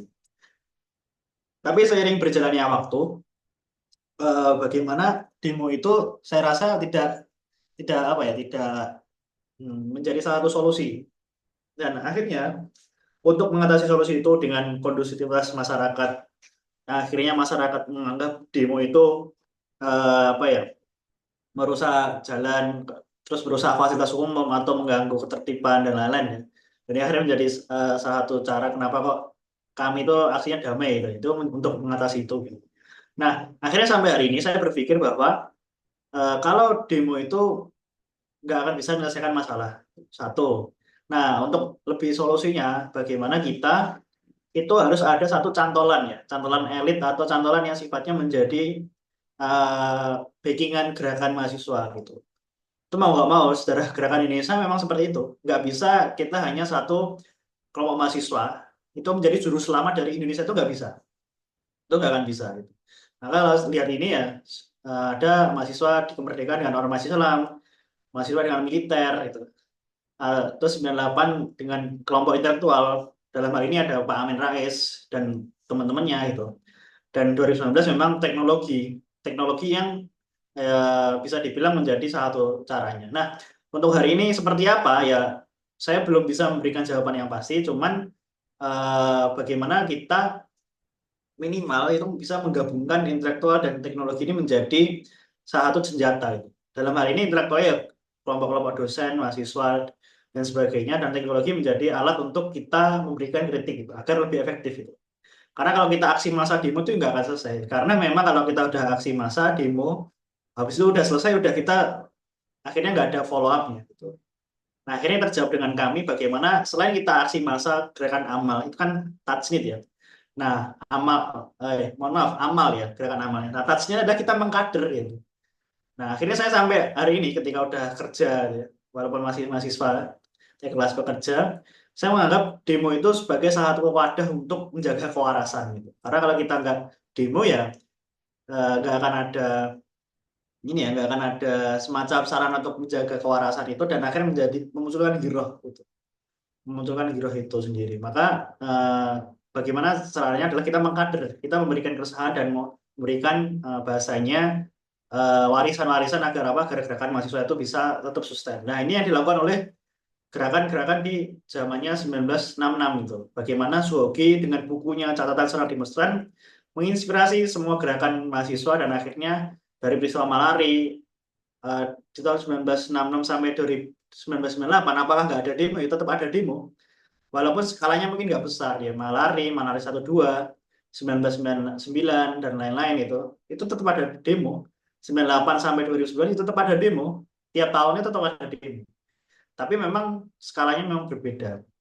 Maka memang untuk biar menjaga itu dengan kaderisasi mau nggak mau. Dan akhirnya kami menjawabnya itu, kami harus kaderisasi. Itu untuk pertanyaan pertama. Nah, pertanyaan kedua saya lupai apa ya poinnya. Bisa diulangi nggak, Mas Haris ya, tadi moderatornya? Ya, Intinya kurang aja. kan di Libya itu nggak ada demo karena nggak ada masalah di kampus. Akhirnya kita kurang nggak terbiasa buat demo. Nah, misal nanti kita yang terjun langsung ke masyarakat ada masalah. Yang tadi kayaknya jawaban yang tadi bisa ya Bang?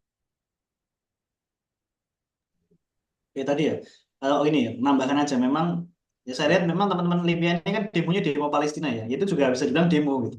Itu aksi demo. Kan juga sebuah masalah gitu. Pun tadi balik ke waktu aku sesi di awal bahwa demo itu gerakan mahasiswa jangan sampai dianggap eksklusif gerakan aksi massa, demo jangan. Tapi bagaimana fokusnya terhadap bentuk intelektual organik. Dan kalau semua gerakan mahasiswa dipaksa untuk demo ya nggak akan bisa gitu.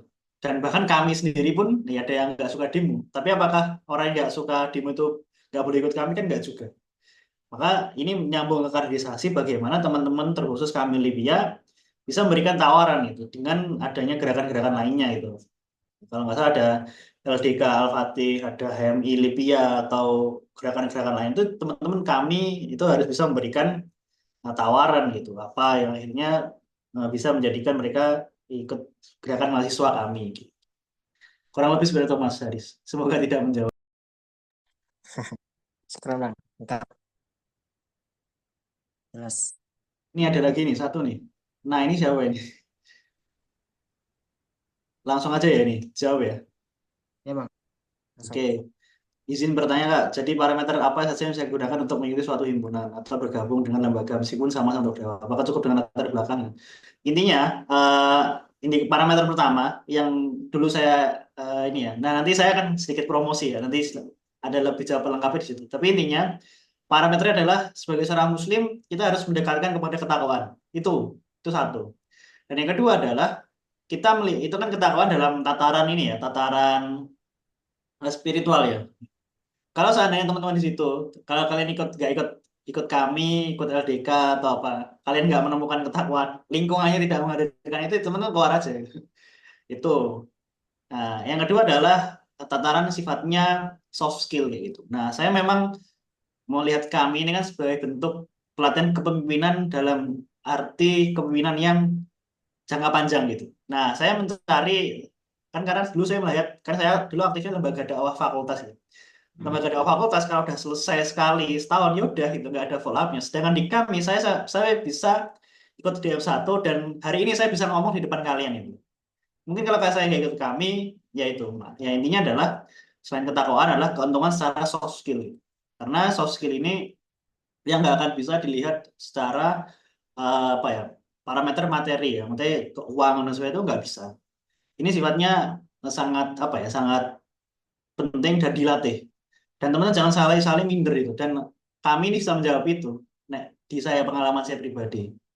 Itu. Jadi dua hal itu, kalau akhirnya teman-teman di situ capek dan lain-lain, ya akhirnya dia sulit ya untuk bisa aktif di lembaga dakwah dan lain-lain. Gitu. Ya memang ini ada masa-masanya. Kalau kalian ikut lembaga sama-sama lembaga dakwah di semester pertama biasanya akan bingung ini sebenarnya harus ikut yang mana nih pembedanya apa. Nah, tapi setelah kalian lama di kampus akan menyadari bahwa ya kita harus fokus gitu. Dan akhirnya kalau tipsnya saya pertama mendekatkan ketakwaan dan yang kedua adalah bagaimana itu menunjang soft skill kita. Kalau untuk urusan uh, hard skill dan sebagainya atau jalan-jalan lain ya insya Allah bisa mengikuti gitu. Karena semua itu kan tergantung kepada ide. Ide itu bentuk dari cara berpikir. Cara berpikir dibentuk dari mana? Dari ideologi. Gitu. Itu untuk NAA ya. Ini saya nggak tahu sih. Ini Libya atau enggak nih? Atau UNS nih? Nah ini, Ada satu ini nih, angkat tangan nih. satu satu lagi boleh nih Bang. Yang itu Gak apa-apa. dulu. Waktu Saya dulu. sampai malam ya nggak apa ini. Oke, siap. Masih waktunya. Fadal yang resen waktu dulu untuk bertanya. Ya, terima kasih atas kesempatannya. Mau ini sih Mas, bakal nyinggung sebenarnya bakal bandingin kami sama HMI kayaknya. Aku tuh pernah dengar kabar kayak HMI itu alumninya tuh walaupun udah lulus ya, tapi masih kayak masih ngurusin anak-anak kader-kadernya gitu Mas. Kayak uh, misalnya masalah biaya juga gitu ya. Mereka tuh apa sih? Kayak jarang aja tuh dengar anak-anak HMI nyari-nyari donasi gitu-gitu. Katanya dengar kabarnya di cover sama alumni gitu. Terus apa ya? Aku tuh sering ngeliatnya aja, seenggaknya ini yang kedengeran di aku ya Mas ya, nggak tahu realitanya gimana. Anak kami tuh kalau udah lulus ya udah aja gitu lepas. Kalau misalnya dia nggak lulus, kalau misalkan nggak lanjut sebagai pengurus daerah, terus lanjut ke wilayah, terus ya udah aja gitu. Kayak lupa kulit gitu kali ya Mas. Terus selanjutnya uh, kalau HMI di Lipia itu ya, kalau yang aku lihat aku nggak tahu juga sih. Tapi kesannya tuh kayak eksklusif gitu Mas. Misalnya kayak apa kegiatan-kegiatan mereka tuh internal aja gitu, kayak belajar, udah buku, mempelajari gerakan, sejarah mereka gitu-gitu. Internal gitu lah. Sedangkan kalau di kami kita itu apa ya? Kelihatannya aktif memang gitu kan, kayak di sosmed syiar, sebagai bentuk syiar gitu juga gitu kan. Di satu sisi bagus sebagai bentuk syiar, tapi kayak apa ya? Kok kesannya tuh kayak ke event organizer aja gitu Mas, kayak banyak-banyak project gitu-gitu. Walaupun nggak bisa dipukul rata juga, banyak yang tetap berbobot, banyak yang juga idealis dan lain sebagainya. Mungkin tanggapannya dari Mas Abu. Terima kasih. Oke, ini dulu alumni DM2 ya, DM2 Solo ya ini. Betul Mas. Oke, siap. Jadi ini menjadi masalah di kami. Ya kita kalau membandingin sama HMI udah 1947 dan udah banyak alumni-alumninya gitu. Dan di kami sendiri kan baru 26 tahun, ya, 6 tahun. Nah, ini yang menjadi masalah dan harapannya ini menjadi pemahaman buat teman-teman yang hari ini masih angkatan 22 dan tadi saya melihat angkatan 17 kayak gitu. Salah satu cara agar gerakan dakwah kampus, terkhusus kami itu bisa settle, itu ada 3 pilar ya teman-teman semuanya. Yang pertama adalah mahasiswanya atau aktivis dakwah kampusnya. Dan yang kedua adalah aktivis dakwah kampus permanen. Atau dalam hal ini ya dosen-dosen yang memiliki atau tenaga pendidik yang memiliki fikroh Islamiyah yang baik. Nah, yang ketiga ini yang mungkin jarang ada ini di terkhusus kami ya, adalah alumni-alumni yang peduli terhadap dakwah kampus. Nah, dari segitiga ini, kalau itu berjalan dengan baik, ya insya Allah akan memberikan benefit satu sama lain yang baik juga gitu, simbiosis mutualisme. Dan di HMI itu sudah terjadi 3 hal itu. Kalau di kami memang kalau secara mayoritas itu hanya di level ya mungkin mahasiswa sama beberapa dosen saja itu, yang memang peduli dengan ini. Sedangkan alumninya ribut. Jadi HMI itu ya kalau teman-teman tahu, HMI itu pecah banyak gitu, banyak faksinya, banyak ciri khasnya dan setiap kampus itu beda-beda. Di level nasional itu kalau nggak salah ya terakhir saya 3, tapi sekarang dua jenis HMI. Ada HMI MPO, ada HMI Dipo. Tapi kalau di alumninya itu bersatu. Maksudnya dalam arti kahmi ya, keluarga alumni HMI itu bersatu. Walaupun memang ada gerbong-gerbongnya tapi tetap bersatu untuk kepentingannya HMI. Nah ini yang harus dikejar untuk kami. Dimulainya dari seperti apa? Ya tadi minimal mungkin. Saya melihat kalau nggak salah ada ya forum-forum alumni kami Lipia ya. Saya dulu scroll Facebook itu banyak sekali ada kayak forum alumni Lipia bikin apa gathering gitu. Teman-teman yang hari ini sedang beramanah di kampus, harapannya bisa menjaga silaturahmi dengan para alumni. Dan yang kedua adalah dengan apa ya, dengan dosen-dosen yang memiliki kesamaan ide gagasan gitu. Dan nanti buat teman-teman yang sudah jadi alumni, harapannya memang silakan untuk berproses dan bagaimana teman-teman ketika nanti sukses tidak lupa dengan adik-adiknya yang ada di kami Lipia. entah bisa memberikan dalam hal pengalaman, materi, atau ide dan lain-lain ya. Akhirnya seminimal mungkin ada satu hal itu yang bisa dijadikan kerjasama itu, program-program kebaikan gitu. Karena hari ini kalau untuk urusan kami itu masih kurang. Nah, maka akhirnya di kami itu di level pusat itu ada namanya PSDMS, Program Sumber Daya Manusia Strategis itu. Yang memang secara LPJ-nya, itu saya bisa bilang waktu muktamar itu ya nggak maksimal. Dan konsep Triga ini ya, kalau di tataran tarbiyah, komunitas tarbiyah itu adanya di rumah kepemimpinan teman-teman semua. Rumah kepemimpinan tuh lumayan jalan bagus itu, tiganya itu.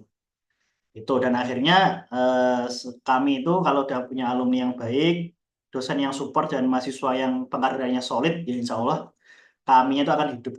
Nah, biasanya kalau kami yang lagi turun performanya itu ya antara sisi ini lagi nggak sehat kayak gitu. Dan ini harus kerjasama dengan pengurus daerah juga, pengurus daerah yang buka alumni jaringan pengurus wilayah. Dan beruntungnya teman-teman kami Libya ini kan dekat dengan kekuasaan, maksudnya geografisnya ya. Itu sangat memudahkan sekali ya, dibandingkan Solo yang memang minim sekali alumni kami.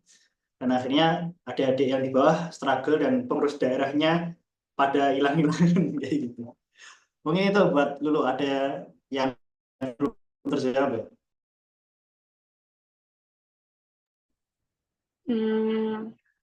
Iya udah siap, Mas. Coba.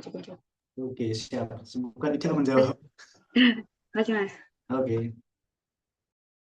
Gimana? Udah, Mas Dokter? Ada lagi teman-teman? Ada ya? Nah, kita sampai pukul lebih 40. Ini ada lagi yang nanya. Ada yang raise hand. Oh, Aisyah.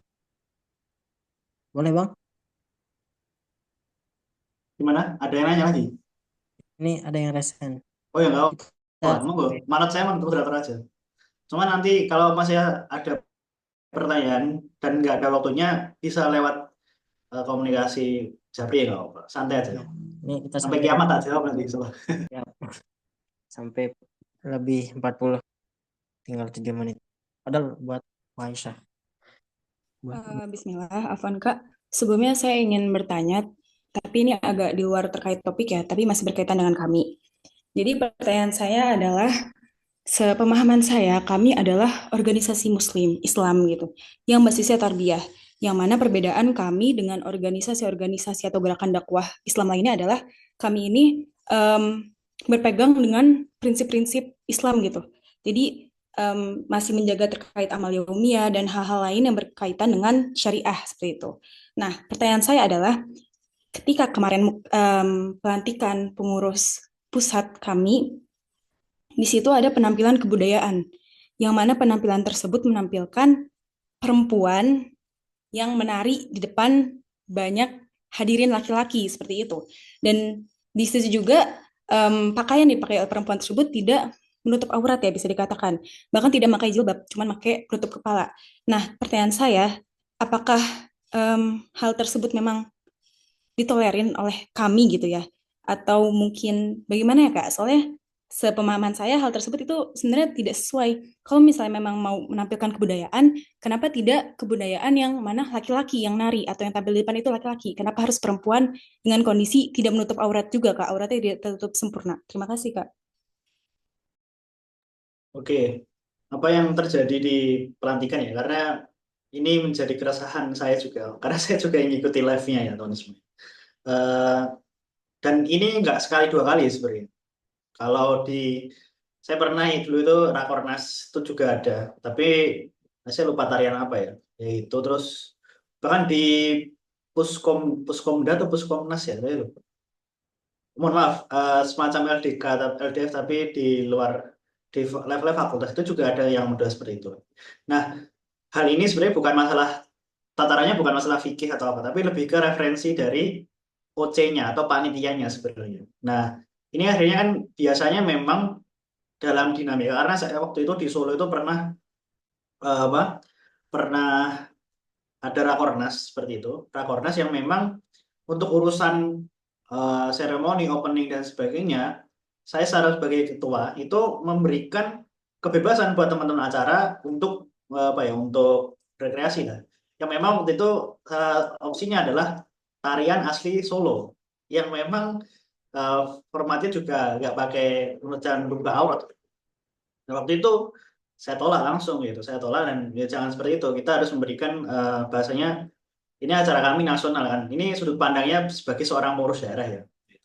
Nah, yang mungkin yang saya tangkap di pengurus pusat kemarin itu bukan tataran fikih, bukan tataran Islam dan sebagainya, tapi lebih kepada referensi panitianya. Dan yang mungkin Mas Judi sebagai ketua umum juga nggak tahu kalau ada itu, mungkin ya, karena ini sebagai sudut pandang saya sebagai orang yang pernah ngadain agenda nasional, biasanya memang ini referensi dari panitia acara. Dan bagi saya memang saya kurang sepakat kayak gitu, karena akhirnya sebenarnya kita sebagai penyelenggara acara punya pilihan untuk memberikan tontonan yang sebenarnya lebih menjaga itu tadi. Sebenarnya kayak gitu. Itu sih kalau intinya adalah itu lebih ke tataran teknis ya. Memang mungkin tidak ada komunikasi dan sebagai sudut perspektif ketua ya biasanya memang tidak ngecek sampai ke detail itu. Itu sih. Dan saya memang ya nggak sepakat juga waktu first impression dengerin atau nonton live streaming itu. Itu Mbak Aisyah. Baik, Kak. Terima kasih. Oke. Terima kasih buat Bang Abah yang sudah menjawab pertanyaan-pertanyaan dari teman-teman yang hadir pada malam hari ini. Dan juga terima kasih banyak buat teman-teman yang sudah bertanya dan yang mengikuti dari awal acara ini sampai berakhir acara ini. Dan kami minta buat Bang Abah untuk closing statement sedikit. Oke, teman-teman sekalian, jadi kami ini punya MK Klasikal ini kan salah satu wasilah kaderisasi gitu ya. Dan apa yang materi yang saya sampaikan adalah materi yang kaitannya dengan harakatul amal gitu. Jadi dua sisi ini, dua karakter gerakan ini nggak bisa dipisahkan gitu. Nah, saya ingin di khusus materi ini bagaimana kita memandang gerakan mahasiswa jangan sempit ke aksi massa. Walaupun aksi massa adalah salah satu bagaimana isu Palestina hari ini. Nah, isu Palestina hari ini dan akhirnya kita bereaksi dengan aksi massa, demo dengan berjilid-jilid kemarin, ada aksi boykot, ada aksi media, yaitu itu juga aksi itu. Dan gerakan mahasiswa hari ini yang saya bilang tadi 2019 ini sampai hari ini berkawan dengan teknologi atau memiliki part, yaitu kita gunakan itu. Dan akhirnya dampaknya jelas sekali boykot kalau teman-teman ikut Twitter, Instagram hari ini kan sangat masif, apalagi ada template story. Nah itu lakukan aja. Sembari teman-teman juga mengkader gitu. Karena dua sisi ini jangan sampai dipatahkan itu. Dan yang selanjutnya adalah harapannya teman-teman dalam kami ya. Kami ini kan punya buku salah satu adalah Ijtihad Membangun Basis Gerakan. Nah, buku itu memiliki tiga hal penting. Sejarah gerakan. Nah, sebagai kami teman-teman harus memahami sejarah gerakan kami itu seperti apa, terkhusus sejarah gerakan dakwah Islam di kami itu di Indonesia seperti apa, bahkan sampai dirunut ke Sirah Nabawiyah gitu. Itu harus harapannya bisa teman-teman memahami, baru kita masuk ke software gerakan atau ideologinya, dan selanjutnya adalah hardware-nya atau perangkat gerakannya, salah satunya MK Klasikal ini. Dan yang tambahan satunya adalah kondisi hari ini. Nah, dari 4 hal itu harapannya kita bisa memberikan sebuah gambaran jelas dan akhirnya kita di kami itu mau seperti apa, terkhusus kami Libya mau seperti apa gitu. Itu teman-teman semuanya. Nah, lebih lengkapnya ini saya bahas saya waktu milad kemarin nulis buku e-book ya, bebas teman-teman, gratis nih. Nah, silakan dibaca dan ini harapannya bisa menjadi referensi tentang gerakan dan ide-ide saya dengan kami gitu. Nanti bisa dibaca teman-teman semuanya. Nah, karena tadi saya di awal ngasih door prize ya, janji door prize. Nah, ini khusus anak-anak kami Libya aja ya. Anak-anak UNS yang hari ini ikut ya nggak dapat gitu. Tantangannya ini sih, teman-teman silakan nulis kata-kata hari ini. Versi kalian bebas, mau materi ini, mau apapun itu. Nanti silakan share IG story itu, tag kami Libya dan IG saya nanti saya fallback. Itu dan batasnya sampai acara MK, kan ada 3 sesi MK nih ya, sampai MK nanti hari apa berarti? Kamis ya. Lalu silakan ya batasnya waktu itu. Intinya tulis kata-kata hari ini dan biar teman-teman mengharapkan menulis itu mengingat apa yang ada dalam sebuah masa peristiwa dan bisa menjadi pengingat. Nah, yang menarik 1 orang aja sih Tadi dapat door prize. Door prize-nya apa? Nah, door prize-nya berkaitan dengan buku ya sejarah gerakannya, yaitu buku Kami dan Perbuatan Reformasi. Itu teman-teman semuanya nanti satu orang aja dan khususkan dari Kami Libya seperti itu ya. Nah, terakhir ada quotes sih. Nah, quotes-nya adalah dari Kiai Haji Rahmat Abdullah. Teruslah bergerak hingga kelelahan itu telah mengikutimu, telah berlari hingga kebesaran itu pusat mengejarmu. Teruslah berjalan hingga keletihan itu letih bersamamu, teruslah bertahan hingga kefuturan itu futur menyertaimu. Teruslah berjaga hingga kelosaan itu lesu menemani. Mungkin itu teman-teman sekalian, terima kasih sudah berbagi di malam hari ini. Semoga pertanyaan-pertanyaan itu tidak terjawab agar ya kita bisa diskusi di lain waktu, dan saya sangat terbuka untuk teman-teman kalau ada pertanyaan dan lain-lain bisa ditanyakan nanti via moderator atau via panitia teman-teman kami Libya, nanti bisa saya jawab. Barangkali itu, mohon maaf apabila ada salah kata. Ihdinas siratal mustaqim. Wassalamualaikum warahmatullahi wabarakatuh. Waalaikumsalam warahmatullahi wabarakatuh. Ya, alhamdulillah sudah berakhir acara kita pada malam hari ini. Agenda madrasah klasikal yang pertama, nanti tinggal 2 sesi lagi. Terima kasih buat Bang Abah yang sudah berbagi kepada kita semua dengan ilmu-ilmu yang sangat bermanfaat sekali dari sejarah pergerakan mahasiswa sampai bagaimana baiknya kita sebagai kader-kader dakwah hari ini ya. Dan terima kasih buat teman-teman yang hadir pada malam hari ini. Semoga betah di kami, jangan pernah bosan-bosan, karena pemuda hari ini adalah pemimpin masa depan. Kita sekarang di kader, jadi pemimpin-pemimpin hebat, dan semoga kita juga menjadi di kader sekarang menjadi kenyataan di masa depan kelak ya. Dan juga permohonan maaf dari kami ya, dari misal Ana yang jadi moderator, mohon maaf jikalau ada kesalahan, ada hilap, dan Ana mewakili teman-teman dari panitia kalau ada kesalahan juga kami mohon maaf sebesar-besarnya. Mungkin hanya itu yang bisa kami sampaikan ya. Jazakumullah khairan wa barakallahu fikum. Wassalamualaikum. Betul. Satu lagi, kita belum dokumentasi buat teman-teman yang hewan, padahal buat on cam sebentar aja, hampir lupa.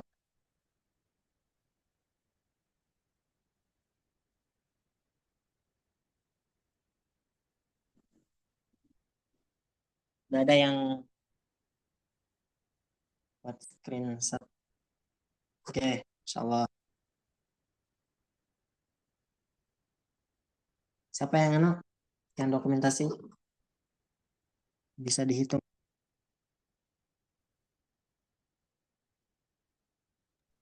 Halo? 1, 2, 3. Pasang pose terbaik, pose. Saat kedua. 1, 2, 3.